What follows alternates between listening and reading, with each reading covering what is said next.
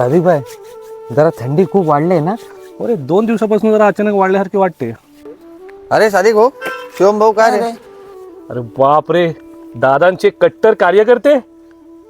दादांचा उजवा हात आणि दादांचा डावा हात आज एकत्र. काय भाऊ मस्करी करताय? अरे मस्करी कसली, दादांच्या विजयामध्ये तुमच्या दोघांचा मोलाचा वाटा आहे.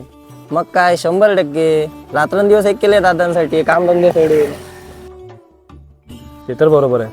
अरे मग तुम्ही एवढ्या सकाळ सकाळ चाललात तरी कुठे? चाललात कुठे म्हणजे काय? आता ही निवडणूक संपली, आता पोटा पाण्याचं बघायला नको?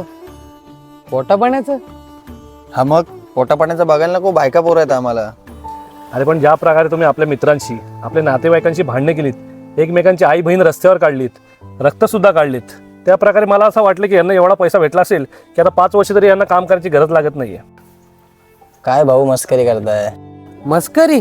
अरे मस्करी तर तुम्ही लावले.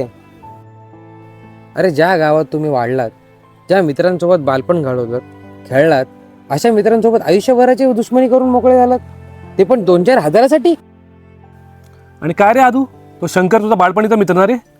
कारण मिरवणुकीनंतर तू त्याच्या घरासमोर फटाके लावलेस, जोरजोरात घोषणा देत होतास आणि त्याच्या आई बहिणीवरून त्याला शिव्या दिल्यास ना रे? अरे भाऊ, काल थोडी टाकली होती ना, तर जोश मध्ये होऊन गेलं. जोश मध्ये? अरे गेल्या वर्षी तुझी आई आजारी होती, या शंकरने त्याच्या गाडीमध्ये तुझ्या आईला हॉस्पिटलला नेलं होतं आणि बिल सुद्धा स्वतः भरला होता. विसरलास का रे? हो यार भाऊ, ह्या निवडणुकीला जास्तच भांडणं झाली आणि वादही भरपूर झाले. माझे बालपणीचे मित्र दूर झाले. माझा भाऊ तर माझं तोंड बघायला सुद्धा तयार नाही. राजकारण हे असंच असतं. राजकारणाला राजकारणापुरतेच मर्यादित ठेवायचं. कारण जे नेते मंडळी आहेत ते निवडणुकीनंतर एकाच थालीत जेवायला बसतात आणि आपण आपल्या आपल्यात वाद करून घेतो.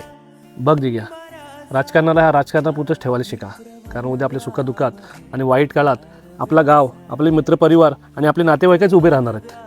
खरं आहे भाऊ, खूप पश्चाताप होतोय मला त्या गोष्टीचा. पण आता वेळही निघून गेले आणि माझे मित्रही कायमचेच.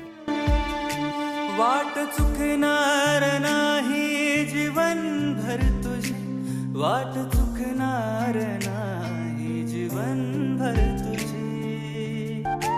एक तू मित्र कर आरशासारखा, मित्र बनव्यामध्ये गारव्यासारखा, मित्र बनव्यामध्ये गारव्यासारखा.